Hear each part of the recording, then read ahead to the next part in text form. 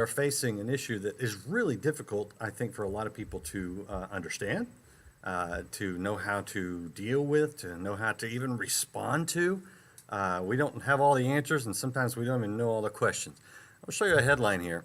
Recently, the Biden administration announced that Rachel, formerly Rick Levine, is the pick for Assistant Secretary of Health and the first transgender Senate-confirmed federal official, and that's Rick. He now goes by Rachel. Yes, that's a man at birth, and so this is in our administration. This is what we are seeing at the highest levels in our government, and it's certainly a big agenda item for the current administration. How do we respond in the church?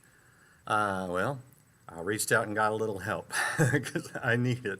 So we're going to talk to Preston Sprinkle. There he is right there waiting. I want to show you his book real quick. It's called Embodied, and it drops next week or in a couple of days, I guess Monday. Embodied, it's Transgender Identities, the Church, and what the Bible has to say. Preston, thank you for being here with me on Life Today Live. Yeah, thanks for having me on. Appreciate it. All right, so your background, you've been a professor of theology at numerous places across the globe. I wondered if, while you're not Scottish, your accent doesn't, it sounds very No, American. So I wish. just studied in Scotland and Aberdeen. But why this topic for you? Well, I fell into the broader sexuality, gender identity topic about 8 years ago, largely because as a college professor in the 21st century, students are asking questions about it right and left. So I originally did a bunch of research to figure out, what does the Bible actually say about same-sex marriage, same-sex relationships, and growing up in a conservative evangelical environment. We all knew what the answer is. Sometimes we didn't even know what the questions were, or Right. we didn't understand why we believe what we believe. We just knew for a fact this is right, this is wrong, and I kind of grew tired of that posture. I want to know, what does the Bible actually say, and so that took me on a long journey to understand what does the Bible say about same-sex relationships. And I land, for if my audience cares to know, I do believe the Bible teaches a traditional sexual ethic that marriage is between a man and a woman, and that same-sex sexual relationships aren't considered to be part of God's intended will. So, but the gender identity conversation, or if you go to the acronym, the T of the LGBTQ plus, the T conversation brings a whole new set of questions. It's quite different than the sexuality conversation. And so once I wrote a book on same-sex sexuality, the natural next step is to say, all right, I want to get my arms around the trans conversation. And what I thought would take about 1 year to write took me about 4 years to write. Absolutely the most challenging book I've ever written. Went through about 10 different revisions, 15, 20 different critical reviews before it even went to the publisher, and then that went through another 3 month of editorial grind. So yeah, we'll see what Monday looks like for me. Yeah, you're right. Well, I would. The whole conversation keeps changing. The whole even what transgenderism is and means, and gender identity is, that seems to be changing at rapid pace. I mean, it's hard to even keep up with it. Yeah. So I mean, even the two most basic terms to understand, which are usually not understood from the get-go, are sex and gender. Okay. Up until the 1970s, people used the term sex and gender as synonyms. If you're male or female, that's your sex, that's your gender. We flip-flop in mid-sentence. And but at least in academic circles, and now it's kind of trickling down to more popular circles, sex describes your biological sex, whether you're male or female. Okay, you can be in a coma, and the doctor's going to come in, and within seconds, he's going to be able to determine whether you're male or female. Gender, though, has to do now with kind of our psychological or social response to our sex. Or you could be a male who's not very masculine. What's masculinity? Well, now we're dealing more in the realm of gender. Or what if you are male biologically, but there's something inside of you that just absolutely does not resonate with that? That would be your gender identity. And so Yeah, that I mean, and I'm barely scratching the surface now, but the number one thing to understand is that oftentimes people use the term sex and gender to refer to different aspects of the male or female human experience. Do you think that's a valid redefinition of things, or is that, I mean, is that even right from a biological standpoint? Let's save the spiritual for later. From a biological standpoint, is that even right? I'm sorry, I think there was a little breakup Yeah, there. no, no. Apologize. My Yeah, question was, I mean, just from a biological standpoint, a yeah. scientific standpoint, to say, well, you can be a male, but in your mind or in your psyche be more female. Is that even correct from a scientific standpoint, biological standpoint? Yeah, yeah.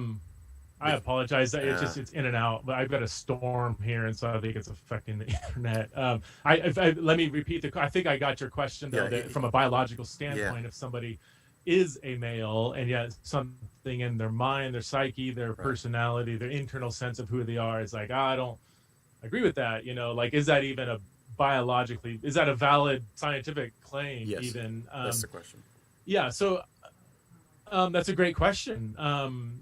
The way I frame it is, if your internal sense of who you are does not resonate with your biological sex, then which one are you? Like, which one wins out, and why? The why is the big question. If people say no, it's who you feel like you're on the inside, or no, it's your biology. It's like, well, wait a minute. Let's just make sure we get our arms around the different arguments. So, you know, may, humans are a sexually dimorphic species. I mean, that's kind of a scientific way of describing a fact about humans. Okay, we reproduce when a male impregnates a female. Every single human has come from a female. Like, male and female are the basic categories of human existence, right?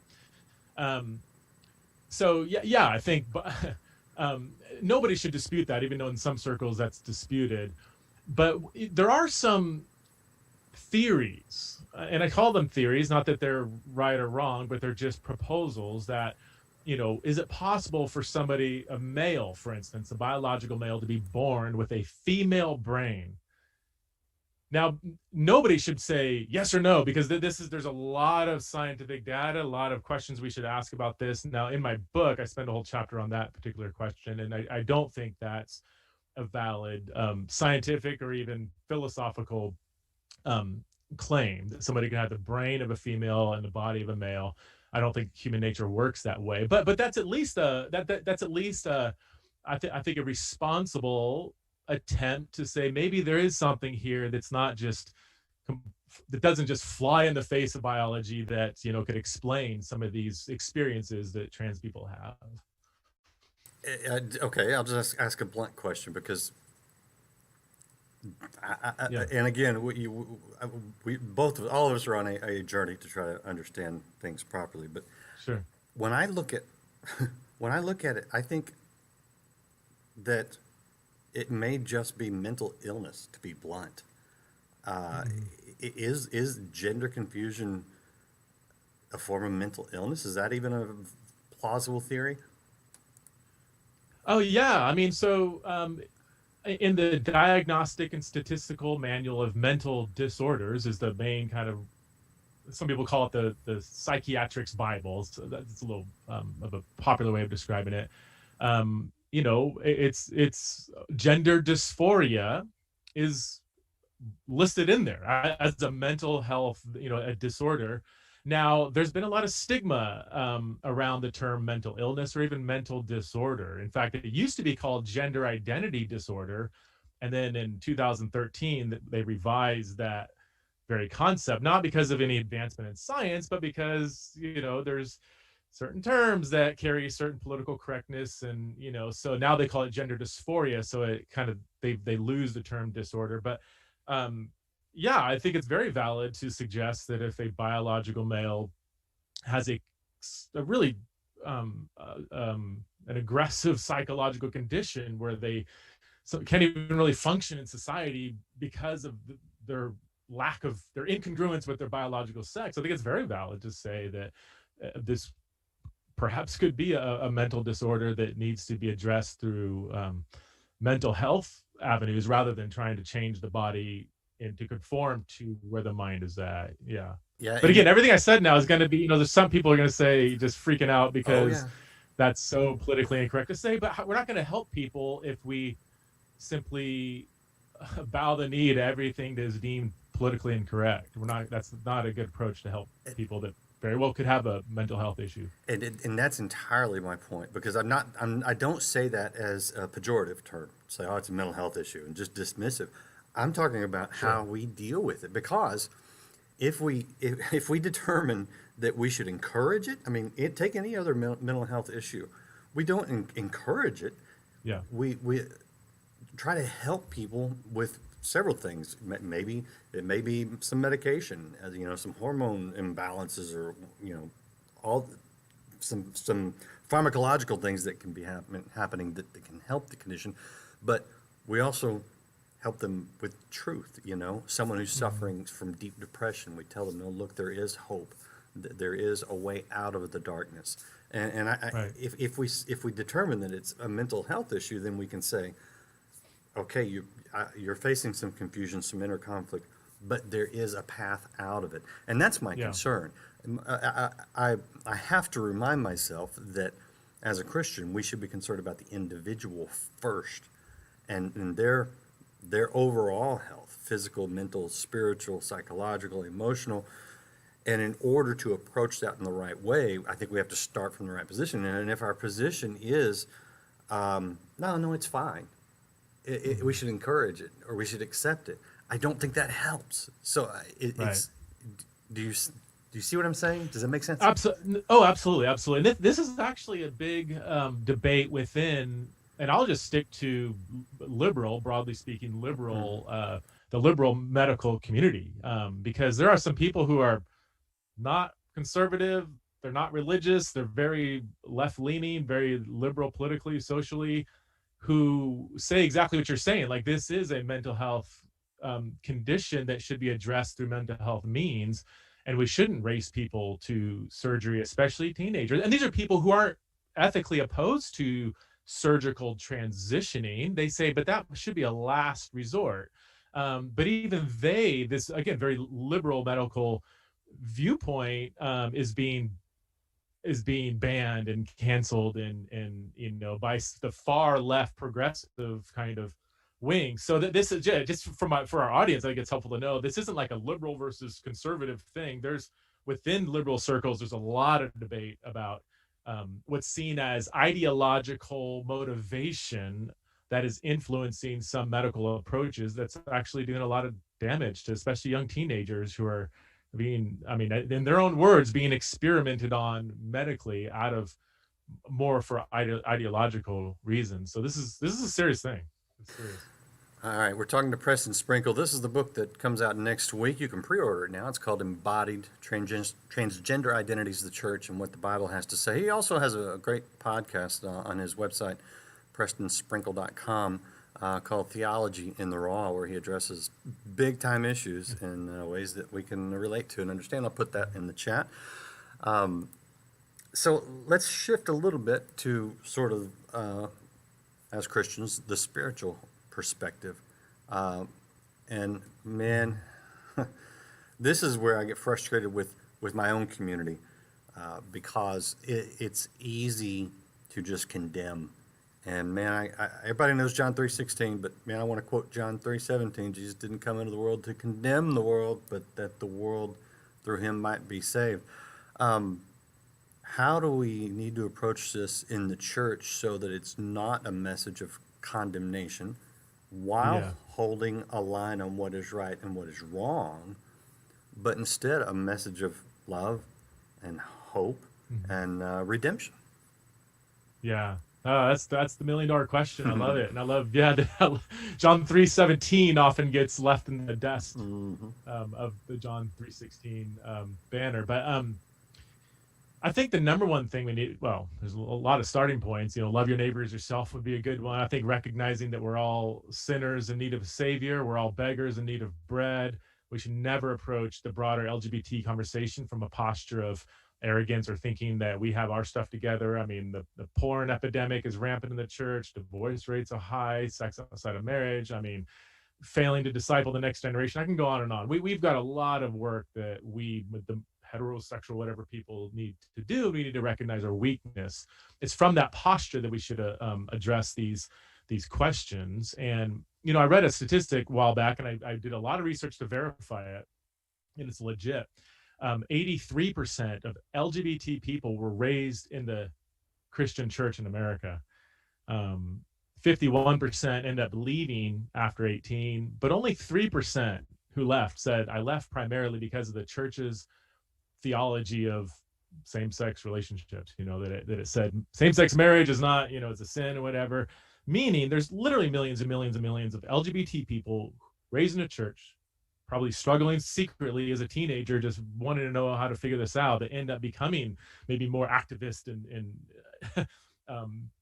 troubled by the Christian church. But man, there's millions of people in our pews right now wrestling silently, oftentimes scared when they hear some rhetoric in the church. And we need to cultivate an environment where we can walk with people through questions of sexuality and gender identity. And doesn't mean everybody's going to line up and say, hurrah, I'm going to follow a Christian ethic, but at least give them space to wrestle without being scared to death. So that's why being compassionate and gracious and being a good listener should be part of our desire to be theologically truthful.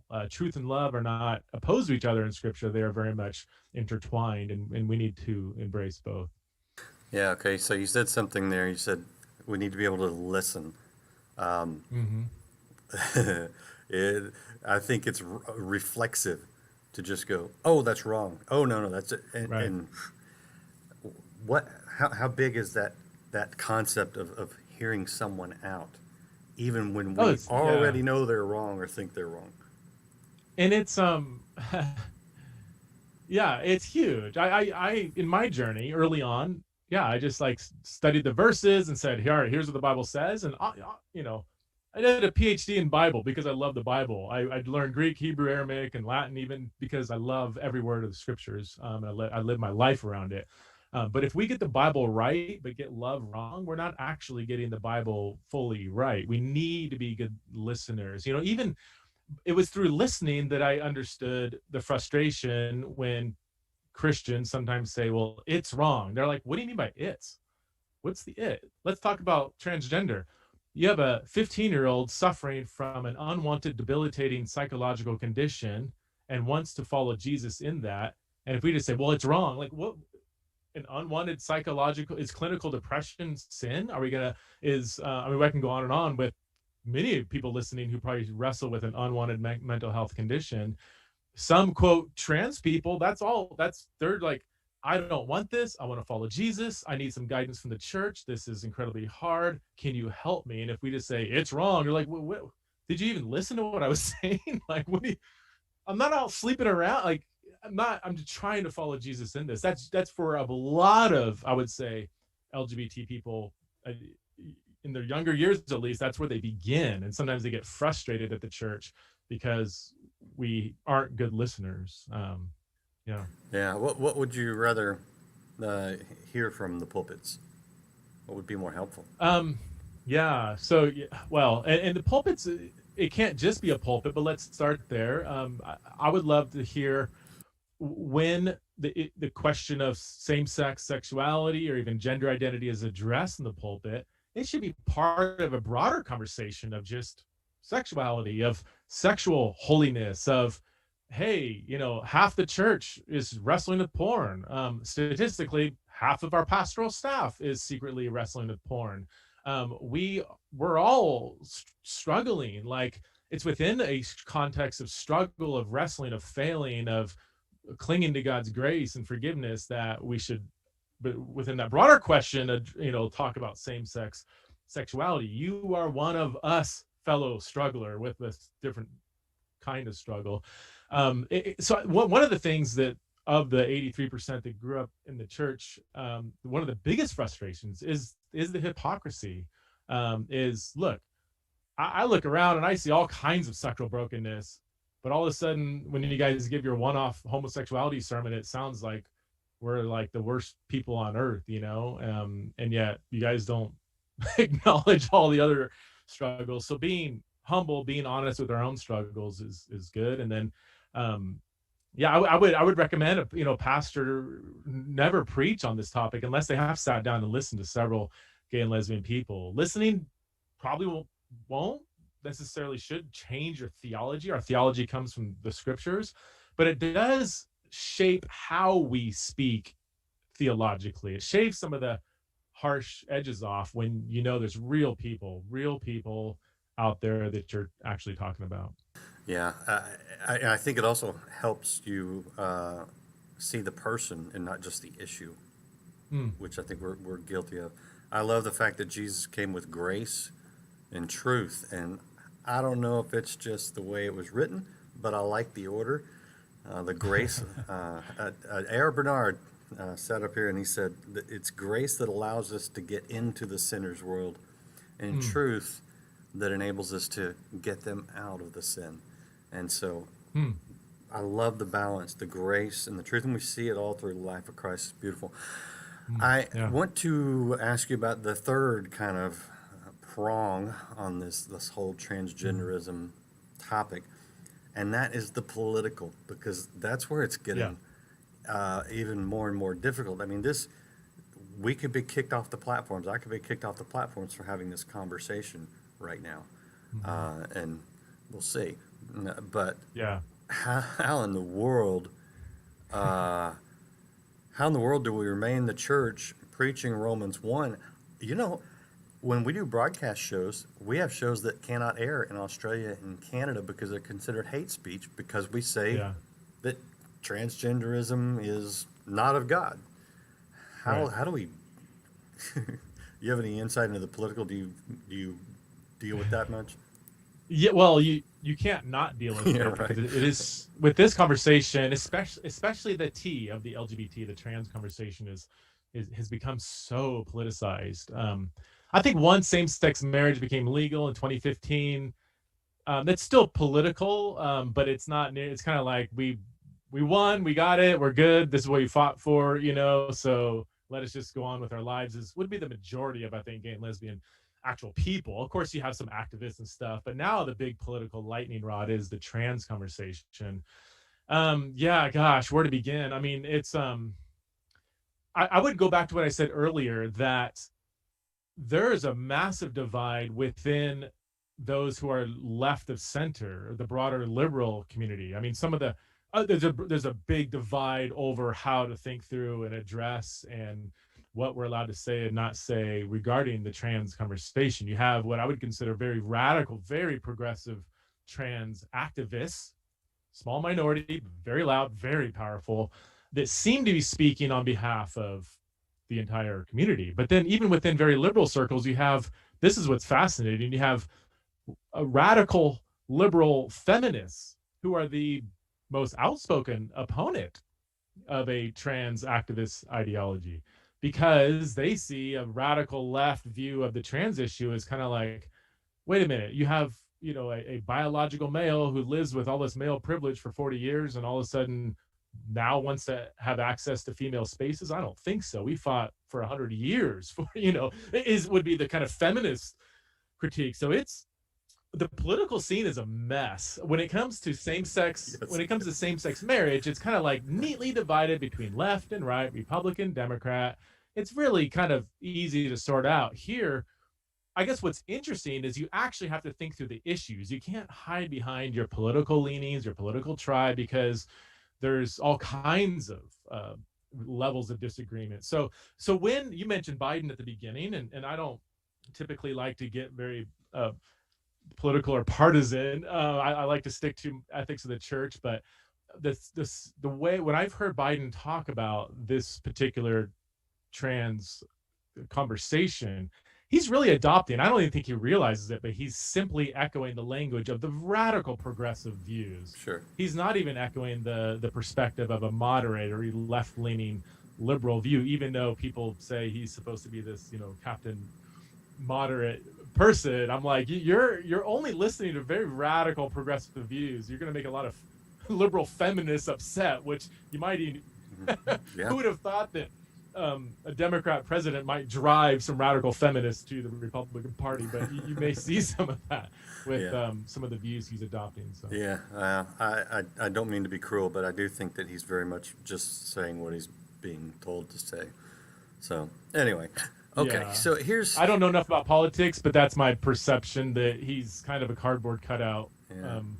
representing a lot of other people. But Yeah, uh, I think it's a sad situation, but that aside, so here's for anyone that's watching this who's struggling with this, who has probably right now not feeling real good about themselves because we've kind of come out and said, it may just be mental illness, it's not biblical, and they're like, man, that's not the hope I wanted to hear. Uh, what what do they need to hear? That person who maybe they really want to love Jesus. They're in the church secretly, and they're scared to death to tell anyone that this is what they struggle with. What do they need to hear? well, first of all, on behalf of leaders who have created an environment that would force you to be scared to even talk about it, I'm so sorry. Like that's I can't imagine wrestling with something where you're scared to even talk about it because people just can't handle what you're wrestling with. And another thing is, look, if you, I mean, people that are wrestling with an unwanted mental health issue, whatever it is, you're not that's not sin. Like you're if somebody had clinical depression, I don't think that's intrinsically sin. Maybe what you do with that could maybe lead to sin. So um, acting on a struggle or something might be sin, but just having it's not sin. Jesus was tempted in all ways that we are. And I would say every human being is created in God's image, is immensely valuable. Whether we are committing sin or not committing sin, our intrinsic humanity, according to Genesis 1:27, says we bear God's image, and therefore he values us immensely, whatever we're wrestling with. So that's something that a lot of people who are wrestling with a minority kind of experience, like gender dysphoria or even same-sex attraction, oftentimes they think that God looks at them and thinks that they're absolutely disgusting, and that's absolutely fundamentally not true. Absolutely not. And you know what? You bring up an important point. I want to hammer that home a little bit because for anyone who's interested, you can look in the book of James. It's a short book. I don't remember the address, but you can find it easily. James walks through the process of temptation, which is not sin. Like you said, Jesus was tempted but never sinned. It walks through the process to get to the sin and how that brings death. I think it's critical that people understand, especially in this area, that the struggle is not sin. The temptation is not sin. And the temptation does not define who you are. You Right. make that decision. That's where God allows us to make the decision. And if we resist the devil, he will flee. Okay, resist the temptation. We start moving in the right direction. Don't give in to the temptation. And I think that's one of the things I hear in the culture today that is preached either directly or just sometimes indirectly, which is, hey man, if that's how you feel, just that's who you are. Just go with it. And I'm saying no, we all struggle with bad things. We're all tempted to do bad things. Yeah. That's not who we are. It's what we do with it. And so I appreciate what you're saying, and that is a hope. What kind of hope can you offer someone who is in the temptation portion right now, the struggle phase? What kind of hope Right. can you offer them? Well, here, I want to acknowledge the difficulty when it comes specifically to gender dysphoria, Mm-hmm. the condition that many trans-identified people wrestle with. There's not like some pill you can take. There's a lot of unknowns about it. For almost 80% of children who experience this condition, for almost 80%, it ends up going away after puberty. It's like, what is that? Like, there's certain life situations that can flare up the dysphoria. For some people who have severe dysphoria, it can be crippling, like crippling anxiety where they can't even leave the home.